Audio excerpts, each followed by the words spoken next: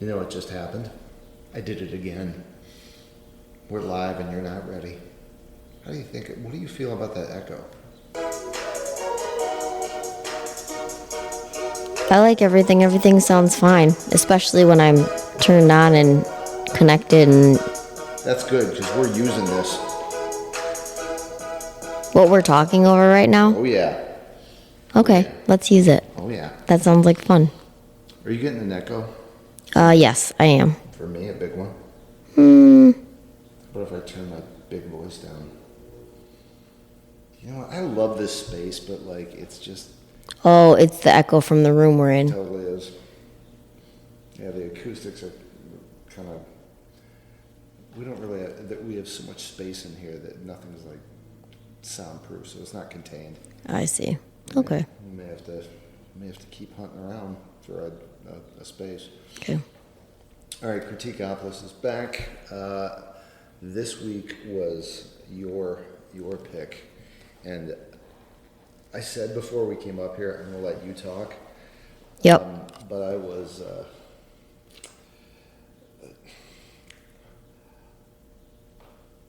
I think when I read the synopsis for this movie, I was expecting that like it was going to be like a real loving relationship between these two characters, and let's just say this one took me for a ride. Go. What was your pick? Okay, my pick was a movie called Maudie. It's a true story about an artist named Maud. She was in British Columbia or Nova Scotia. Nova Scotia, yeah. And Your boyfriend was in it. my boyfriend was not in it. Don't even pretend like you don't have a thing for Ethan Hawke. I have a thing for Ethan Hawke. I know you do. Okay, well then your boyfriend was in it. Whatever. Partially why I picked it, but he's not my boyfriend. Mm-hmm. He's not. I didn't know who the actress was. I hadn't seen her before. Who is she? You've not seen Sally Hawkins before? I don't think so. Oh, I love her. She's like one of those actresses. Like if she's in a movie, I'm like, I'm going to see that movie. Although I have to be honest, I guess her last movie I wasn't really a big fan of. But Which was? something about researching a royal king. Oh God, sounds riveting. Yeah, it looked that way. I was like, no, thank you. But Yeah. Steve Coogan was in it, so I was kind of torn. But yeah, no, I like her. She's good. She sounds like somebody who'd be in Bridgerton. Sally Hawkins. You know, all those British sounds. I just finished one. I watched one last week. What's this surprise? Queen Charlotte. All week. Oh, baffling. I can't. It's so out of character for you. So anyway. You'd seen this before? Yes. So when this movie came out in... Good job, Louisa. Know this information very well. Who's your pick? Ooh, in 2016. Yeah. Yeah, it was showing. And I think my mom and I went to see it. Maybe more than just us. But again, Sally Hawkins was in it. And I was like, yep, we're going to see this. And I didn't know anything about it. Like nothing. So honestly, I was quite blown away by Ethan Hawke and Sally Hawkins' performances, but I also, the true story that I had no idea about, I thought was really cool. I have like artist people in my extended family, so I thought that they would really appreciate it, and I could just... Did they see it with you? Or did they comment to you about it? I honestly can't remember if my aunt and my grandma were with us or not. I don't know, but we definitely, like, I feel like Mom and I were like, when we were done seeing it, recommended it to members of our family that would appreciate it. But I'll give a little synopsis. It's from IMDb, but it says an arthritic Nova Scotia woman works as a housekeeper while she hones her skills as an artist and eventually becomes a beloved figure in the community. And the DVD had a different synopsis. yeah. Particularly with relation to Ethan Hawke's character, they described him as a man who not wants for nothing, but is like in need of nothing, or not that he doesn't want for anything, but just it almost portrayed him as kind of carefree and not beholden to anyone, and really he was I didn't get the impression from this synopsis that he would be so as abrasive as he was. Yeah, it was really shocking. He was straight up mean. He was just an angry, pissed grump. Like he was a fishmonger? Mm-hmm. Just yeah. And I think so my seeing it recently for the second time, I thought Ethan Hawke's character would get nicer, but through the whole movie, he was exactly the same person. Not that a character has to change or does or doesn't, but he was the same way. Yeah, he had some softening moments. But they were very brief. And they were way towards the end. Yeah. And yeah, but he just kept his character's personality up for the whole thing. And I don't know how. Well, maybe we should just give the quick detail is that like she's severely arthritic, and her family is just trying to keep it G-rated, but her family is straight up the pits. She lives with an aunt, and she lives with her aunt because her folks died and her brother kind of placed her there, and then just like sold all her shit and then left. And the aunt doesn't really want her there. She's just kind of obligated because it takes place like way back, like in the early 1900s. Yeah. Mm-hmm. Yes, in the early 1900s. And this Maud is just kind of she's kind of sequestered in this house. She doesn't really, there's not a lot going on in Nova Scotia. And what year is it? What is it? She was born in 2003, and so she would have been a teenager in like the 20s. There wasn't a lot going on in Nova Scotia in the 20s.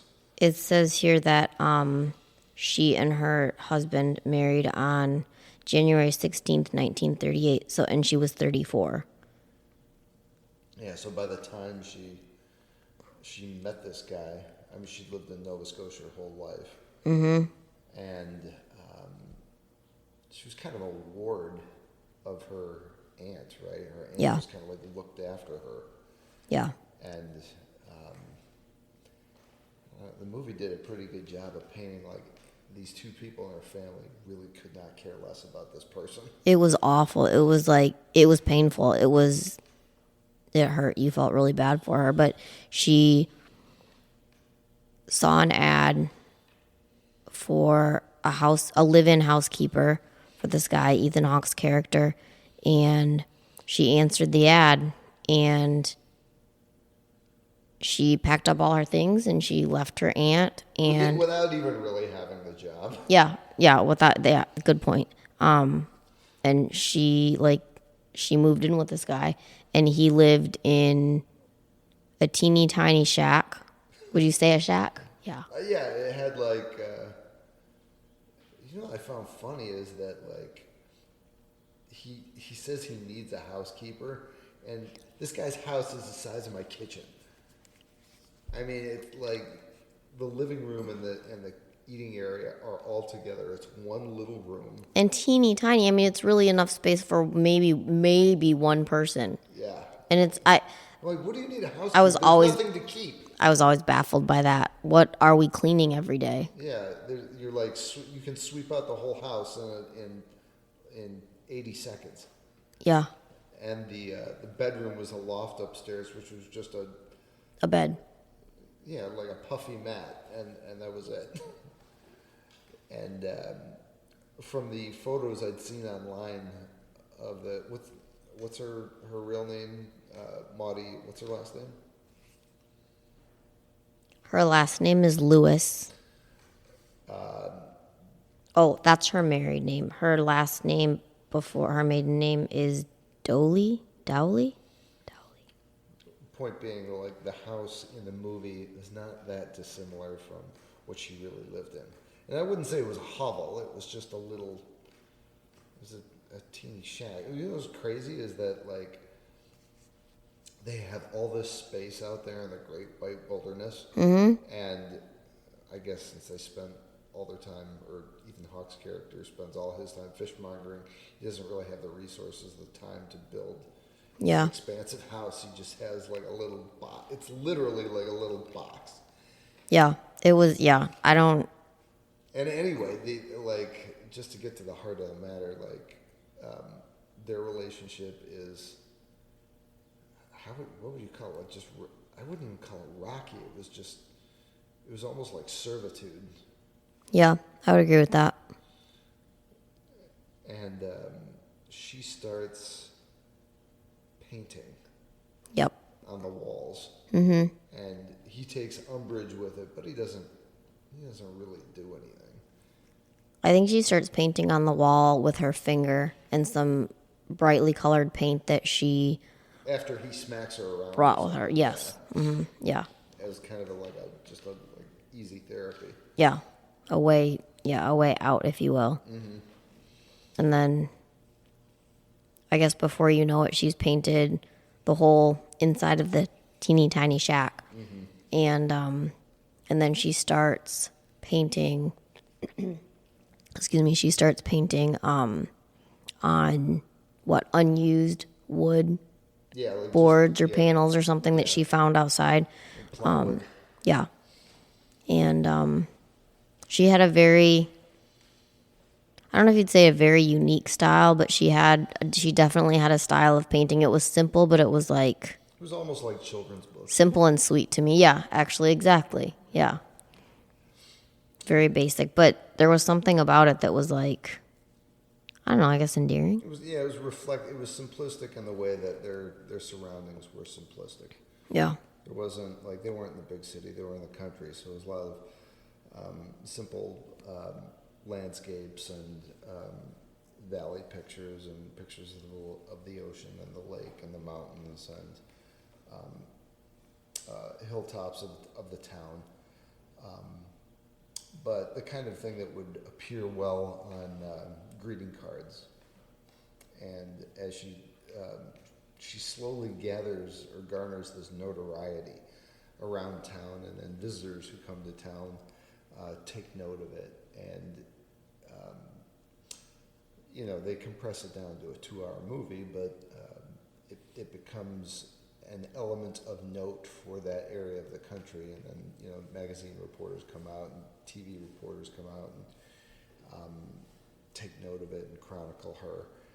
And what's funny is, even towards the end of the movie, Ethan Hawke, they've been living like this, and she's been selling these paintings, and she becomes the primary breadwinner. Mm-hmm. And he resents it, and she's not like a materialistic person. Nope, not at all. And he just everything about his life makes him angry. Yeah. I think that was there's a couple of points that I didn't want to spoil in the podcast, particularly something that Maud's family does to her or makes her aware that they did to her many, many years prior, and it's devastating. Mm-hmm. It's absolutely devastating. Mm-hmm. And all right, I'll admit it, I'm not one to admit weeping, but I was just crushed for this person. I got completely gushy at the end. I'm like, I couldn't wrap my head around how anyone, let alone now, in relation to being I guess this would have happened in the 20s or 30s, how anyone could do this to a family member. But I think what made it tough is when Maud tried to confide in Ethan Hawke, her husband now at this point. He he isn't even listening, and he blows up about something else, and that was kind of the low point of the movie for me. She just kind of like is dejected, and here's where I'll give the movie props, because it did a perfect job of portraying what it must feel like to be completely alone in the world. Yes, very much so. And I think alone for both characters, alone for Ethan Hawke's character and alone for Sally Hawkins' character. And I think to add to that, Ethan Hawke's character, he was just so self-centered, and he had never, he couldn't have a relationship with anybody, let alone this lady that he'd first hired as a live-in housekeeper, and then they got married. And I mean, I don't know what marriage means to everybody, but it might mean different things to different people, and it was just a very strange. It was almost like it was like a foregone conclusion, but like there was no emotion or love behind it. It was just like, look, we're gonna live together, and I gotta have sex with somebody, so Yeah. you'll do. Yep. Yeah. And what is odd is that, like towards the end, they kind of, I don't know if it was manufactured, but at least for the movie, they made it. What was weird is they kind of put a light on how there is some tenderness between them, but it's almost like it kind of came out of nowhere. Yeah. You know what I mean? Because like you don't see any evidence of that. No, I kept waiting. I remember thinking that, like what I was trying to say earlier, the second time that I saw it, like I kept waiting, and obviously I'd already seen it before, so I knew that like there really wasn't any coming, but I still hoped that there would be some tender moments, not that it would turn things around. Well, I'll tell you what. There is something that Ethan Hawke does for her in relation to how her family hurt her. That's true. A gesture that he makes that it doesn't repair the problem, but it connects her to something that she's lost. And she thought that was just completely ripped away from her, and he kind of builds a bridge for that. And he does it unceremoniously. He does it because he does care for her, but you know how they say that people show love in their own ways, and like he's not the kind of guy who can say it or do anything like overtly endearing, but he did this thing, and it was kind, and then that's kind of the moment that you see at the Yes. like within the last 10 minutes of the movie. I think so. Yeah, it's pretty like you said earlier, at the end you see some light different quality. Yeah, you see some different quality, but they don't really. I wouldn't even say this is a mark against the movie. Like every narrative has to follow the same track, but they don't build on that relationship throughout the narrative. It happens at the very end. Oh, okay, this person does care. Yeah. But like it took a long time to get there. A very, very long time. I mean, they lived in this tiny little shack with each other day in and day out, and there was nothing right around them for miles and miles and miles. And you think like, in the middle of nowhere, somewhere in Nova Scotia, but then you have to remember you have to add like the season of winter to all of that, and that just very quickly makes everything Bleak. worse. Yeah, like you thought it was bleak. I thought it was bleak before. Yeah, and then winter came, and I was like, "Oh my goodness!" Yeah, it's like they're on Hoth. Oh, it was just removed from everything, and like when it's not the tourist season, even when it is the tourist season, there's not a lot of people there. I cannot imagine. You think about this, like before the internet, like did they have a car? He had a really run-down truck. Yeah. It's almost like she was trapped there forever. Like she was arthritic. She couldn't really walk around Nope. that well. She could hobble along. Yeah. And he would help her, but he'd grumble about it the whole. You know, it's funny as we're talking about this. I can imagine anyone who's listening would be saying, "Why in the hell would I want to see this movie?" But I think there's like, something, I I'll don't tell you know, what, I would watch it. There is a payoff at like for as much as there's no build. Like the payoff it is a very tender payoff. I really enjoyed this movie both times. Just something about the way it's done, with the story. I really like it. I'd watch it again. I don't know if I'd go that far. I mean, and only because not tomorrow. No, not because it didn't move me, but I think on a personal level, like what her family did to her just bothered me so much. Just the selfish nature of it it was just so. It just made me disgusted at her brother, and I think her brother was a real person. Yes. It's just, yeah. If any of that is true, he's just a repugnant character. That's the predominant reason why I couldn't watch it. But I wanted Ethan Hawke and her. I wanted him to be, because she was a very, she didn't have any malice in her heart. She was a good person. Like she was someone who could be loved, and if anybody needed it, it was Ethan Hawke's character out in the middle of nowhere, and he just rejected it for 90% of the movie, and it just drove me nuts. But I guess that's the mark of a good movie, is something that really affects you emotionally. So I mean, it does get a thumbs up from me, but it's one of the few movies in a long time that gets a thumbs up because it got under my skin. Like I wanted to get behind both characters, but I was only behind one of them.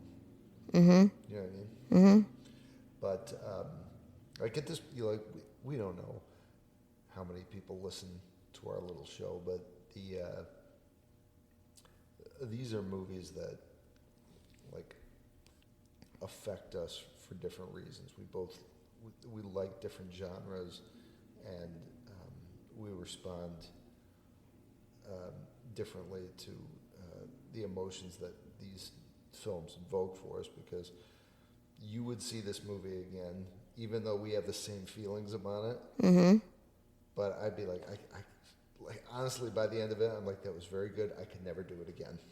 Well, it's kind of exhausting. Oh yeah. I had to take a nap afterwards. You know how you see movies sometimes and you're like, I know I've been I can't name any right now, but I've definitely been at the movie theater, gone to see a movie, and then been like, I need to go home and lie down. Yeah. I can't. This is definitely one of those. You can either go to the gym or go to this movie. Or lay down and take a nap. Or if you can do both, but that's it. Don't go out for a big dinner. You're not going to make it. Yep, nope. Definitely watch it maybe before bed. I don't care if you're an MMA fighter. If you work out and then you see this movie, you're not eating. There's no post-workout creatine. You're done for the day. That's it. You're done. But yeah. All right, so we got a Blacklist coming, but you remember my Barracuda cocktail from last week? Yes. Big hit on the mailing list. Very nice, very nice. Big hit. So this week, as none of you know, I have anaphylaxis and I can't eat shellfish.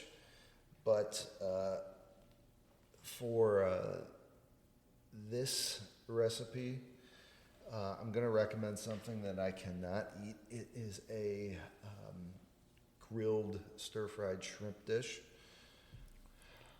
Honey sriracha shrimp. It is not up on @JHeyHoney on the Instagram page yet. At some point I might put it up, but this is one just for the podcast, I think. Honey sriracha shrimp. I mean, I guess you could use chimps if you depending on where you live and if, they don't frown on that kind of thing. But here in the States, shrimp is easier to come by. Don't look at me like that. I'm not advocating the eating of monkeys. right, so can I get into my ingredients here? You can Yep. stop looking at me like that. All right, 1 pound of shrimp, peeled and deveined. I guess that's a thing because I can't eat them. Salt and pepper, 1 lime, the juice from 1 lime, 2 tablespoons. This particular recipe calls out another brand of honey, but if you're listening to this, you know whose to use. I would stick with the straight up clover and wildflower, nothing flavored. 2 tablespoons sriracha sauce, 1 tablespoon garlic minced, and then 2 tablespoons of soy sauce. Here's the directions. It's pretty easy. I would say it's a pretty basic shrimp stir fry. Rinse, pat down your shrimp, season with salt and pepper, and then grill or pan fry on medium heat until their shrimp are cooked through. Somewhere between 5 and 10 minutes. Flip as you need, just spatula it. While the shrimp is cooking, mix together lime juice, the honey, sriracha sauce, garlic, and soy sauce. Add a little to the shrimp after flipping, and then transfer the remaining to a saucepan. Turn up the heat to medium-high and reduce to obtain a thick, glossy sauce, and spoon over the shrimp after cooking. So you're going to have a little bit of liquid in the bottom of the pan. You're just going to be, for lack of a better word, sautéing until they're done. It doesn't take that long. Just I think total cook time will be somewhere between 8 and 12 minutes. So enjoy. Who are you texting? We're doing a podcast here. There's millions of listeners. You're distracted. I'm listening to you give your honey I'm done. sriracha shrimp recipe that neither of us would eat. Well, it's only because I can't eat it. You have a thing with me. Honey sriracha I would do on something else, but yeah, not. It's something I can't do with honey, but if I could eat lobster, and I know you never watched Seinfeld, but there was one episode where they all went out to the beach and they talked about somebody was making scrambled eggs lobster, which sounds delectable to me. That with cream cheese, pan fried lobster, and scrambled eggs. It's not doing it for you, huh? I'd eat it if I could. If it Okay. wouldn't kill me. Edit it. You'd edit I wouldn't it to do- take out all the lobster and the eggs. Louisa does not do seafood, so All right, can we talk about something serious? Like, hold on. I can't hear myself. oh, for the love of God, again. How about now? Hello. Yeah, that's better. Thank you. Good Lord. All right, the Blacklist this week was my pick. As we've said, Blacklist is a list of scripts that are circulating around Hollywood year to year that either have not yet received funding or are on directors and producers and studios' watch lists and are about to get picked up. The one that I fell in love with is called VITUS. And you have notes, right? Yes, I do. Who's the author on this guy? Oh, it's Julius somebody. I'd have to pull it back up. Pull it back up while I'm giving the breakdown. So, of all the times to close your laptop, I know, but I don't have it. keep it. I'm in just there. gonna stop. Get back to your research. 1518, there was a dancing plague that overtook the city of Strasbourg in the Holy Roman Empire. Hundreds of people danced themselves to death over the course of a summer, and no one knows why. Encircling medieval medicine, the uncanny, and the origins of the mass hysteria, VITUS is a wildly visual exploration of a crucial but little-known moment in European history. Just to point out to everybody, this is a real event that it really happened. I did look it up. One of the theories, I don't know that it's a prevailing theory, and some of the articles I read said it was disproven, was that a psychedelic hallucinogen brought on by ergot poisoning was responsible. Ergot is a fungus that appears in wheat and can show up in bread and is the core component of LSD. Now, when I read this synopsis, it reads a little bit more like it would make a documentary, but the producers decided to make it into a narrative. So the first victim of this plague was a woman by the name of Frau Trophia. She was the first victim, and the member of, she wasn't a member of any, she was just a random person. But in order to create a story around this, I thought that just from the time period, I'm going to make some generalizations here. I would think that Frau would be one of the key characters, and there would be a member of the Strasbourg City Council, someone who's searching for a rational reason and solution to the problem, and then probably a religious aggressor, someone who would fight against the rational component, trying to come up with a rational reason, but the religious aggressor is someone that believes that God is punishing the wicked and pushes for the infected to pray at the shrine of Saint Vitus, which is located in the city of Strasbourg. Who's our director, or who's our writer? Our writer is Julian Wacer. Okay. Other fame, or is this his first picture? I do believe this is his first picture. You don't know, do you? I don't. But there was no other information. You didn't detail that that's what you wanted me to look up. We gotta anticipate here. Julius what? Wacer. Wayser. Yser.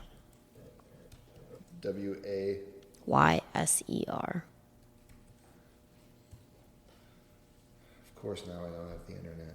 What have you done to me? So, what I will tell you is I picked 3 actors who, at least a couple of them, I think folks have seen before. I think this would be a perfect pairing for them. Did you get reconnected? I'm just using my phone. Oh, It's better. who did you come up with for Frau? An actress by the name of Haley Lou Richardson. Background? She was in another movie that we watched for our podcast, the movie Columbus, about the architecture. Oh, who is she? The young girl who is interested in architecture but is staying back home to take care of her mom. The reason that I chose her is because I think that not only would she do a good job in this role, she is, I believe, a professionally trained dancer. Like, dance was a really big part of her life. I didn't even think of that when I was casting. And, sorry, go ahead. Well, I mean, I don't know that it's, you know what, I'm going to take back what I said, what I was going to say. These are people who, if they go with the angle that they're hallucinating, I guess that, having a dance background or at least some form of balance would play in pretty well.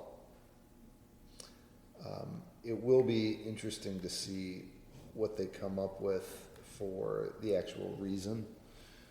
The reason why these people were danced themselves to death, if it was that, or if it was some other reason they don't disclose. I picked my French girlfriend, Alex Benazet. Why do you believe I've heard of her before?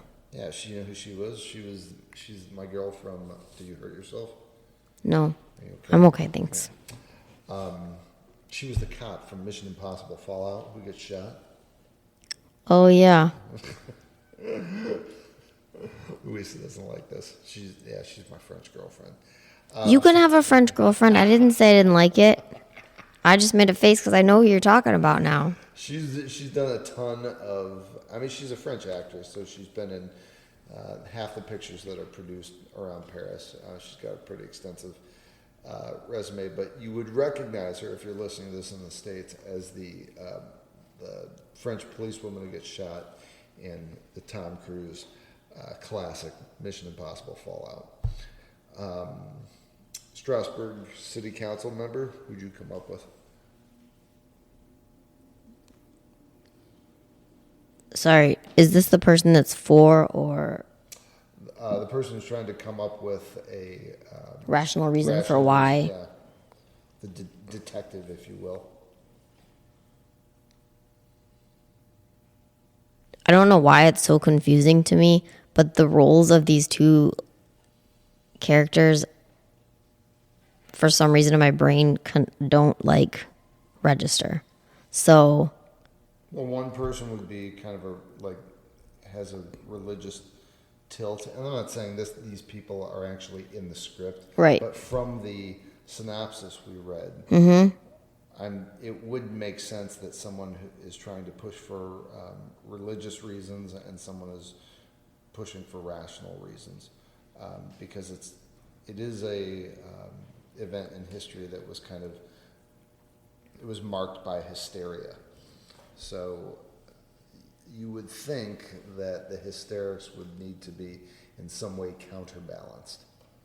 So you'd want to have somebody who's saying, okay, wait a minute, let's get to the bottom of this. Why is this happening? Let's find like a rational reason for it. And if we can figure out if people are being poisoned, for example, what are they being poisoned by, and how can just stop consuming that thing? And the religious person is saying, no, we're all being punished. This is just striking randomly because God's upset at us. Right. Okay. Good explanation. Thank you. Yeah. So, the person that I picked for the city council member, I was torn. I know I asked you before. Not that it necessarily matters, but I was wondering, should this person be male or female?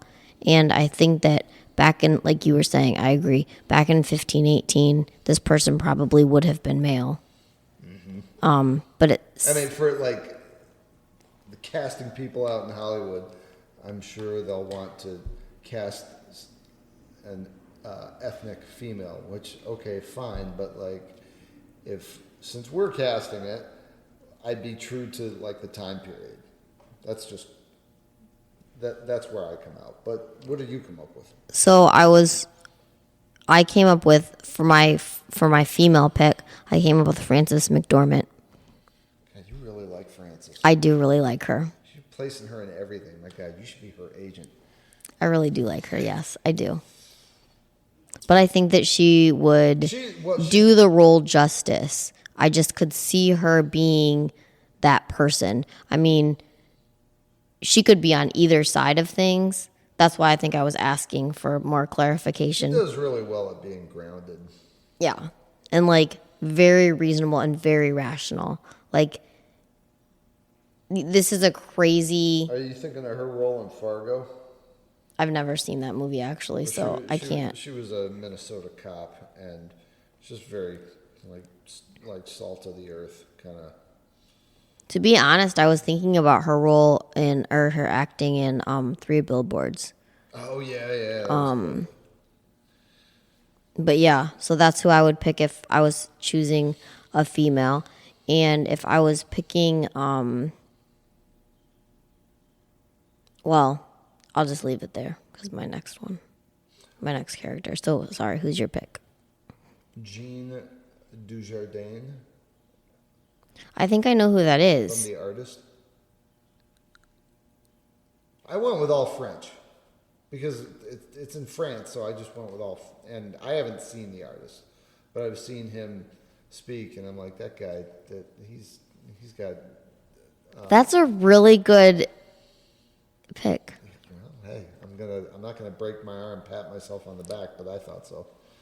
From He was also in Artist. he was in Wolf of Wall Street. He was Jean-Jacques Sorel. I think he was the not Dutch, Viennese banker. Yeah, he was very briefly in that movie. I remember. Yeah, he was the or the Swiss banker. He was one of the European bankers. Mm-hmm. Oh my God. I know. Good job, Jay. Again. Mm. All right, a religious aggressor. Who'd you have? So I had two people I was torn. Oh, you're gonna love mine. Go Okay. ahead. No, go ahead. So I picked either Jack Davenport, who might be a little bit on the young side. Who's he? He Is he one of your boy band guys, or? Did you say one of my boy band guys? Yeah. No, I don't really know that boy band guys could cross over to movies such as. That's how they do it. That's how they keep the career going. I mean, yeah, that's a good point. That's true. I don't know about boy bands, but rappers do it. Jack Davenport is an actor, and I've seen him in a lot of movies, but he's probably best known for playing in Pirates of the Caribbean. Why does that not surprise me at all? Just in case you forgot. What was he? Was he on Sparrow's ship or what? Or was he? He's the British. He's, I believe, Commodore Norrington. He's the. I love how you know the name. I just looked it up. The British, The guy who's chasing captain. him? Yeah. From the first one. Yeah. Okay. He's in all of them. All right. Who's the other one? The other one is Jeffrey Rush. Okay, I'm gonna give you props on that because 8 out of 10 props because he's British. He's not French, but he does play. Like all of those prior to 1900, those zealot type. Yeah. See, that's why I was torn. So if you agree with, 100%, or give me props for Jeff. He was in Quills, wasn't he? About the Marquis de Sade. Yes, I think he was in that movie. Yeah. Okay. But I just think so that would be, okay. So yeah, I just think I've seen him in lots of roles. And actually, I have to be honest, I did not. Don't lie. What? You said you have to be honest. I mean, if you've been lying this whole podcast, we're going to have words once we turn the mics off. Go ahead. I don't lie. So, I did not even consider the French aspect of things. It didn't even, Yeah, it doesn't have to. I mean, it doesn't have to, but, I think that would have been that might have changed who I picked to be the actors that we were looking at. But anyway. What's funny is that, if this is an American-made movie, I hate to say it, but you know that, the studio in Hollywood's going to be yeah, you can cast a British guy for a French role. Americans don't know the difference. Yeah, that's why I'm that's why I'm explaining because you gotta admit, that's pretty insulting. Yeah. But yeah, it would depend who was making this movie and where they were going. I mean, if they were doing straight French, all French everything, then that would be different. But then if it was the other way around, it would also be different. But the roles that I've seen Jeffrey Rush in, I feel like he would be really good. Yeah, he does. I can get behind him. He's had a number of roles where he was. I call it he's always dressed like Prince. Yeah. And trying to get somebody thrown in prison. Wasn't he in one of the movies about the Three Musketeers? Was he in one of those? Honestly, I don't know, but probably, yeah, exactly. I would say, hands down, yes. Do you know who Lambert Wilson is? Is he British or is he Australian? Sorry, back French. to Jeffrey. No, not. No, he's Jeffrey. I would, if I had to guess, I would say he's British. Okay, sorry. So you said your pick was Lambert Wilson. I don't know who that is. He was in Matrix Reloaded. He was the Merovingian. He was just kind of a French snobby looking guy. Okay. And then he was in another movie called The Public Woman from 1984. His best known role is that of the Merovingian in the second Matrix movie. I think he was in the second and the third. So he's this socialite who, God, it's a hard character to describe. He's a socialite who lives in the cyber world, who traffics information. Are you looking at my notes? Look at your own notes. That's why you brought your laptop and then closed it. Yeah, but I didn't get that email from you, so I'm. I didn't send this to you. Oh, well, see, that's why I didn't get it. What? I do know who that is. Yeah. Yeah, he's all kinds of French. And he plays snobby, I know better than everyone else well. Nice work. Yep. Mm-hmm.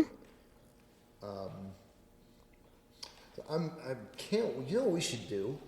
What should we? If any of these movies like go into production, we should do a comparison to what we picked and who they placed. For sure.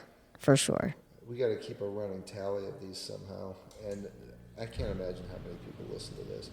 But if you if you hear of any of the movies that we review on the Blacklist, drop us an email because it would be, you know, both Louisa and I monitor IMDb, and it's no longer called Defamer, but like some of the other, she's all over people all the time. So if you hear of anything, please let us know any of the Blacklist movies that we review, because it'd be really interesting to see who ends up getting cast in some of these, if they actually get larger. I don't know that a ton of movies get theatrical release, but if they end up on Netflix, that'll be really interesting to see what who gets placed, and if any of our picks get placed. Oh God, that'd be fantastic. A little side note. Yeah. The actor that you picked, Lambert Wilson, he was most recently in Mrs. Harris Goes to Paris, which isn't a movie that you might see, but Yeah, no. I would definitely see. Or I definitely saw it. Anyway, I recognize that, but okay, moving on. So was that little sidebar? Did you say I've seen him in something else?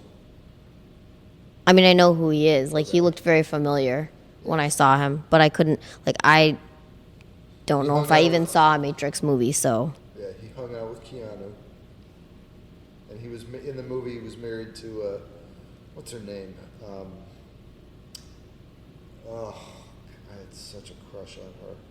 It's gonna drive me nuts. Well, we can look it up. Oh God, I can't remember. Okay, here, I'll look it up. You look it up. I'm sorry. Monica Bellucci. That's who it is. That's who he was married to. You go, Jay. You go. You got it. Way to go, Lambert. Do we have anything else, or are we good? I think that might be everything. So my pick for next week, or for next whenever we get together, Yes. is not a movie. It's not a movie. No. May I ask what it is? No, well you can, but No, I don't want. Sorry. May I ask what type of something it is to watch? I don't want to know what the. I don't need to know what the title is. I'm thinking about a YouTube channel. Remember how Oh yeah, I remember this discussion. That's right. Have you narrowed it down? Are you still working on? there's a couple that I got my eye on, but Oh, I forgot about that idea. Yeah. Okay. so we'll get back to you. So in the interim, behave yourself, and if you can't do that, don't get caught later. And yeah, that's it. See ya. Bye.